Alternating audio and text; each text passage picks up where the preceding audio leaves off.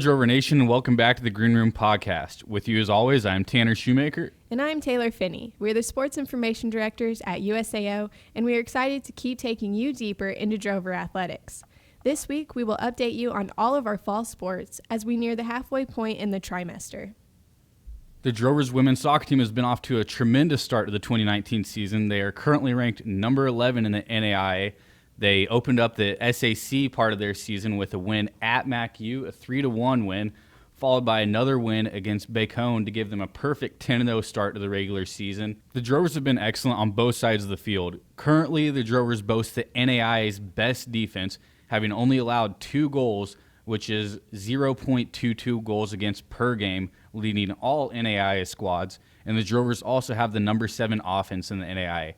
Last season's Conference Freshman of the Year, Emma Rice, has continued to shine this season for the Drovers. She's already been awarded 1 SAC Player of the Week award and 1 NAIA Player of the Week award, and has 7 top 10 rankings in the NAIA Division I. Rice ranks number 4 in Division I in total game-winning goals, ranks number 6 in Division I in goals per game, number 6 in Division I in game-winning goals per game, number 6 in shots per game. She also ranks number 6 in total goals with 16 on the season, ranks number 7 in total points with 34 points on the season, and ranks number 7 in points per game, averaging nearly 4 points per game this season. When a player is so good, when you're having to run out of breath, when you're mentioning how good they are, I think they're doing all right. And to go along with Emma Rice's success, I mean, she's been set up by Mackenzie Holub and Thais Silva, along with Lindsay Doherty and Grace Schmidt. I mean, the list goes on and on. Right. They've all been contributing, but Emma Rice has been so outstanding so far. Mackenzie Holub currently ranks 6th in the NAIA in assist, and Thais Silva ranks number 10 in the NAIA in assist. So definitely a dynamic trio up front for the Drovers. Taylor Sorrell has anchored the Drovers defense. She currently ranks number 3 in all of the NAIA in goals against per game. Just been an absolute wall back there. Only allowed 2 goals so far in the 2019 season through the first 10 games of the year. The USAO Drovers men's soccer team has also found success this season. They opened the season with a win against NCAA Division I opponent Oral Roberts University. After a 0-2-1 start to the regular season, the Drovers compiled 4 straight wins before falling to MacU in their conference opener. But then they bounced back with a win against Bacone College. When they first met Bacone College at Bacone, the Drovers scored the 3rd most goals in a single game in NAIA history.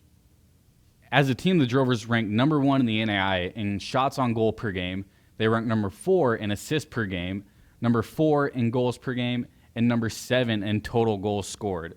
The USAO soccer teams will be back in action Saturday, October 5th, when they host John Brown University at 2 and 4 o'clock.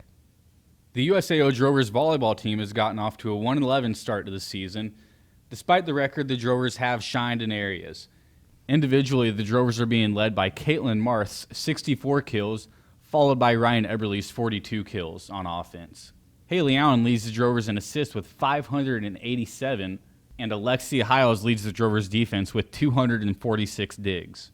The Drovers will be back in action on Friday, October 4th when they play at Texas Wesleyan University at 7 p.m. The women's cross-country team has boasted 5 top 10 finishers through the first 2 races of the season and clinched 2 SAC Runners of the Week awards. Feliciana Kiptu brought in the first SAC Runner of the Week award when she placed 6th at the Endurance House Stampede meet. Sharon Jabet brought in the second SAC Runner of the Week award when she placed 2nd at the Cameron University cross-country meet. The next race will be Saturday, October 12th in Shawnee, Oklahoma at the OBU Invitational. The Drovers men's cross-country team has had 5 top 25 finishers through the first 2 races of the season. As a team, the Drovers have finished in 3rd place in each of the first 2 meets at the Cameron cross-country meet as well as the Endurance House Stampede. At the Endurance House Stampede, which was the Drovers' first meet, Mike Mahuhu led the Drovers with a 7th place finish with a time of 29:22. And at the Cameron cross-country meet, Boniface Kiptu led the Drovers with a 9th place finish and a time of 27:51. The Drovers' next race will be October 12th in Shawnee, Oklahoma at the OBU Invitational. As you may know from one of our previous episodes, USAO has brought golf back to the campus. The women's golf team boasts 2 individual performers this season. Aubin Hatchet has finished in 14th place and 25th place, while Hannah Price has finished in 27th place and 33rd place at the Evangel Fall Invitational and the SCU Fall Invitationals. Their next tournament is October 7th and 8th at the Dornick Hills Classic in Ardmore, Oklahoma.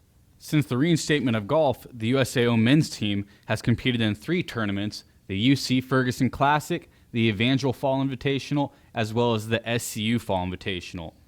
The Drovers finished 8th place at the UC Ferguson Classic, followed by a 4th place finish at the Evangel Fall Invitational and a 5th place finish at the SCU Fall Invite.